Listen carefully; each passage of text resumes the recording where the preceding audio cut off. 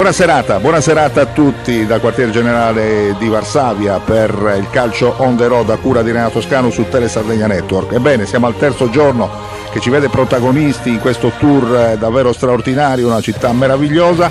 Oggi siamo stati naturalmente anche ospiti del club più titolato di Polonia, esattamente il Legia Varsavia. Abbiamo effettuato un tour allo stadio, abbiamo già mandato le immagini. Davvero uno stadio strepitoso, uno stadio all'avanguardia, nuovissimo, e noi siamo stati lì quest'oggi proprio per dedicare un servizio speciale.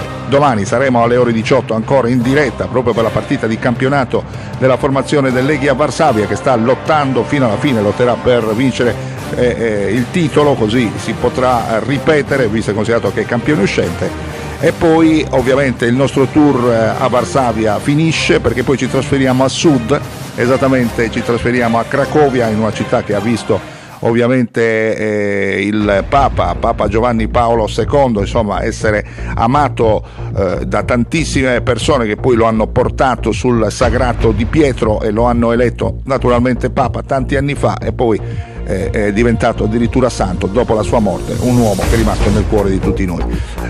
Dopo la visita di Cracovia poi ci trasferiremo anche ai campi di sterminio di Auschwitz-Birkenau per completare questo tour.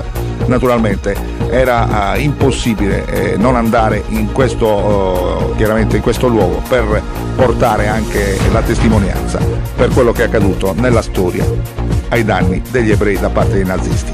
Per cui seguiteci ancora alla grande, perché avremo ancora tanti altri servizi su Tele Sardegna Network.